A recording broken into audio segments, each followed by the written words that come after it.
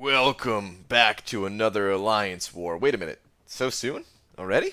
Only a week after Season 6 ended? Okay, well anyway, welcome to Season 7 of Alliance Wars. The first match of the season for Loki is going up against the Alliance that placed third overall last season in ISO8A. We have a little bit of a history between these two alliances. We've actually never beaten ISO8A, so kind of a rough start to the season, but hey, man, we actually kind of came close in our last outing versus these guys, so you never know. Maybe we'll take the victory here. I'm gonna go ahead and boost up as per usual. I popped on a light attack and health boost, and then the medium champion boost. My boost stash looking a little bit low, although after this war started, Kabam issued the compensation package.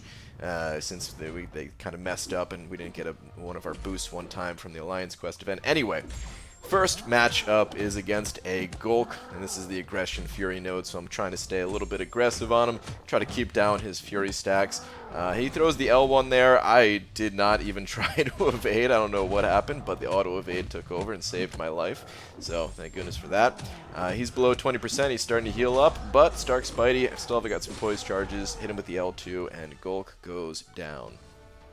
Using my same team from the previous seasons with Stark Spidey, Void, and Blade, by the way. Blade there for the synergies, of course. Still lacking that 5-star Blade. One day I'll get him.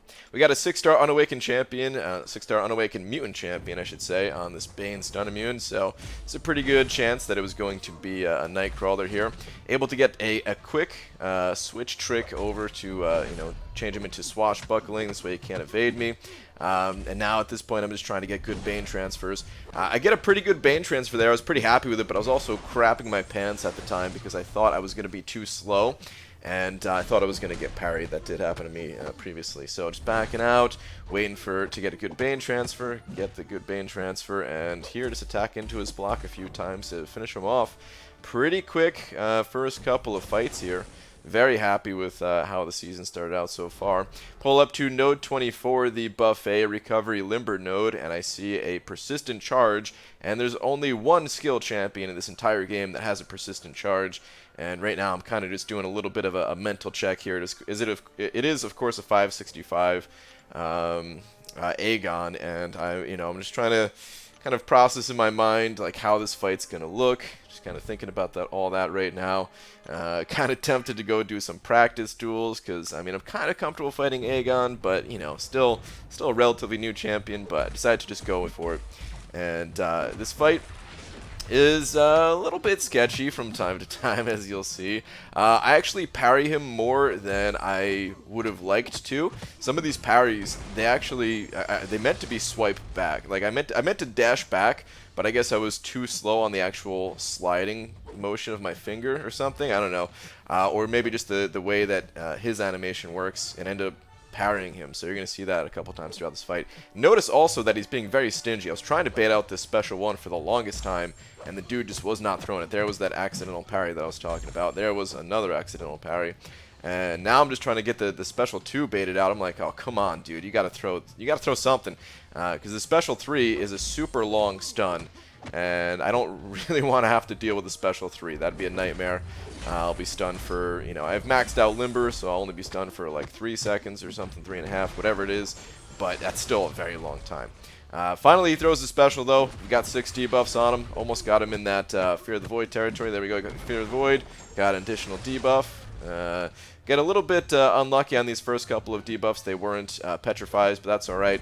He's finally starting to throw the specials. I'm stuck against the wall, still just kind of blocking it to, not chance getting hit by it. 'Cause the special 2 has a pretty nasty bleed associated with it, so don't want to have to deal with any of that. The heavy attack, I kind of remember how to evade his heavy attack from the Maze challenge, where he has that 3-piece heavy, so shout out to the Maze for helping me learn how to fight Aegon and get me through that fight. Okay, next up we have the Node 31 mini-boss. Mini-boss today is brought to you by Agent Venom. Agent Venom, a champion that I normally see on the Node 24 buffet, but this one, I mean, they're pretty much the exact same node for the most part. It doesn't really matter either way. Yeah, this one doesn't have Limber on it, but I'm not going to be stunning Agent Venom anyway. So I'm just going to be building up my poise charges. Try to get these to 10, because if I'm not at 10, or I'm not very close to 10 at least, I'm not going to be doing any damage to this guy. Now, Agent Venom has kind of the opposite thing going on when he dashes in. You have to be a little bit delayed in your swipe back. If you're having trouble building up poise charges versus Agent Venom, you might want to just delay it just a hair when you're swiping back. Otherwise, you won't get the poise charge. But at this point, you know, I've got 9 or 10 poise charges and just kind of baiting out heavy attacks. You know, get myself back up to 10 poise charges if I can. But for the most part, really just trying to bait out the heavies. I prefer to push him to a special 2 when I'm using Stark Spidey, just because it'll give me a poise charge, and then I can go back to baiting out the heavies. The special 1 is fine as well, but I still rather just get him to the special 2 when I'm using anybody but Stark Spidey. Then I do prefer the special ones, because you know, it's just easier to get the opening. But I don't know, something about using Stark Spidey against Agent Venom's L1s just feels a little bit sketchy at times. I don't think I've ever had an issue with it, but you know, still just a preference thing, I suppose. All right, gonna pop 1 potion into Void here. So far, this has been a relatively inexpensive war. It's only the 2nd potion I've had to use. And we have a 455 tech champion. No clue who it's going to be, and it turns out to be Sentinel. Okay. So, Sentinel, and he's awakened. The awakened part is very important. First off, I'm trying to parry and do light, medium attacks, just alternating attacks. This way I'm not giving him any analysis charges. And then I also need to do alternating specials. So, because I used a special 1 there, I now need to do a special 2. I cannot use a special 1 again. I mean, I can use another special 1, but I would give him 20 analysis charges if I did that. You know, honestly, maybe it is just better to give him the analysis charges to get another debuff going, but I decided to go for the special 2s here.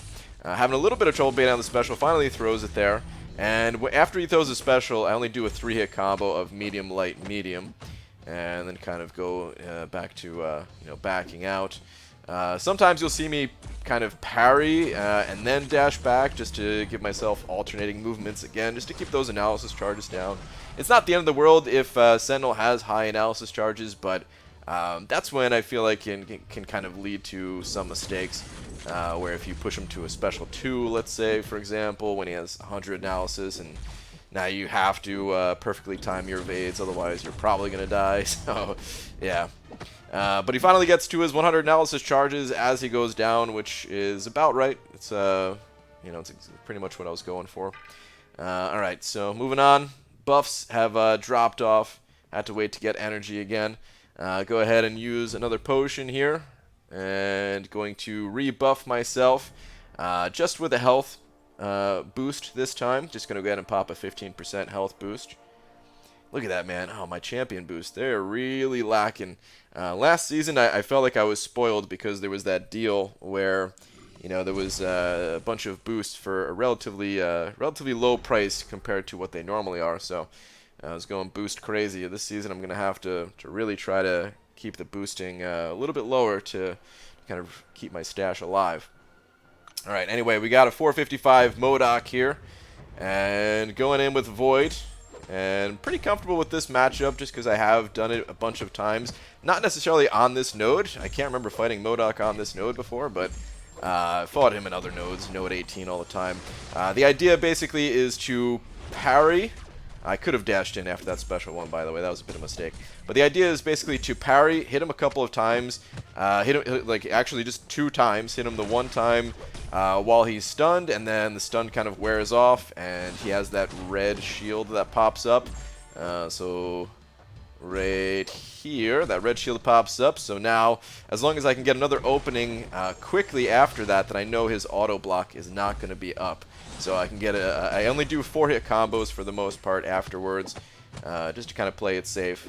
Don't want to get auto blocked on like the 5th hit or something like that if I was slow.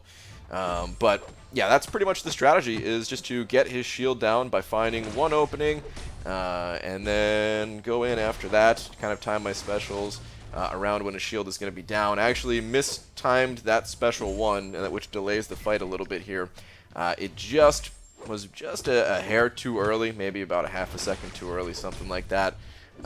Where, yeah, it was still the buffs were still or the debuffs were still being converted to Fear of the Void. So it does slow things down a little bit, but not too much.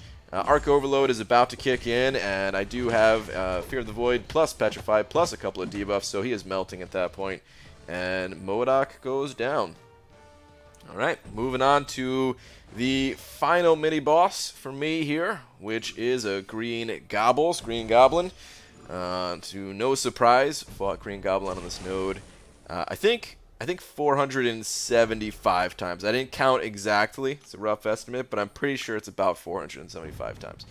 In the season. If we're counting out of the season, then probably about 4 million, I think.